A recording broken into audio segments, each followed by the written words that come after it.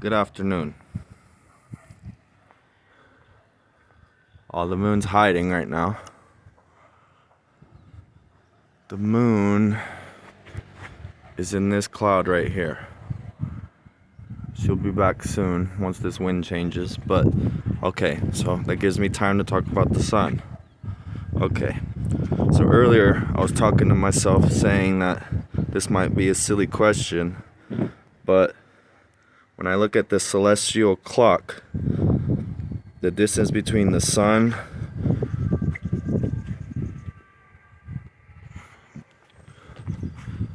and the moon, where you at? The bottom, this one, right? Right here, somewhere right here is the moon. The distance between those, if you look at a pie, a circle, would be how much daylight is shined on our realm every day. But I didn't take into consideration that I know the pattern of the sun. When the sun is right here, around 7-8ish, and because that's about 15 minutes right there. So 1 hour. No. By the time the sun gets here, it's noon. It's getting a little farther because the time's getting longer, but noon used to be between here and here. So let's just call noon right here. So 9 is about right here. And right now, where I was sitting, I calculated that the moon and the sun are 4 out of the 6 hours on our 24-hour clock apart, which equals 1/6. 1/3 equals 33, so 1/6 equals 16.5. So my hypothesis is that depending on the distance between the sun and moon represents how much daylight we have in our realm. And like I said, I haven't studied the moon enough because there's many variables, but I'm just going to call it one variable, because if I go to new moon, full moon, waxing, waning, then we're going to have too many variables. I'm just going to call it one variable depending on the phases of the moon in correlation to the distance between the sun and moon represents how much daylight we have in our realm. That's my hypothesis, and I'm sticking with it because I already made my conclusion earlier, because the calculations I took earlier, we were at 1/6. It was 4 hours apart, the sun and moon, and 1/6 is 16 and a half.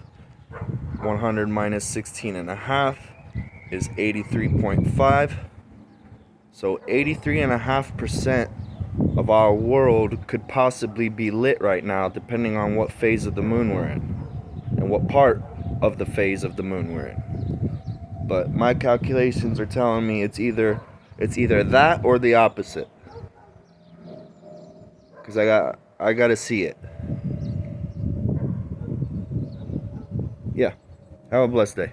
Oh yeah, the reason I'm doing this, because since since the initiation of United Nations, NASA, NOAA, NSA, OSS, Secret Service, CIA, all these different agencies have been lying to us, and they've been bullying our government. Our government swears oath to God, and they know how to do their jobs honorably, and they're supposed to do it honestly. So all of you guys who are worth hundreds of millions right now with a $200,000 salary, I'm looking at you very, very closely. But anyway, all these agencies that try to intimidate our government are going to be dealt with. They're going to be taken care of. So we're going to go back to the truth, and NASA is already on board. They told me like 3-4 years ago that they want to help us fix the soil. It's called NASA Agritech, and they're putting microbiology back into the soil, and they're using fungi, they're using everything. They're doing it the way that Mother Nature intended, because this is a ensemble effect. We need to dance in this orchestra, human and nature together. So like I said, the moon is right there. They're hiding it, or maybe because I can't see it because I'm on a different vantage point. But let's see where the moon is. I'll tell you where the moon is. Yeah, the moon is. Dun, dun, dun, dun. Actually, the moon is right over there. The moon is right here within these 2 hours. But the distance between the sun and the moon was precisely 4 hours. And 4 out of 24 is 1/6. 1/6 means 16.5%. So my hypothesis is, depending on the distance between the sun and the moon, represents how much light is shown into our realm. Have a blessed day.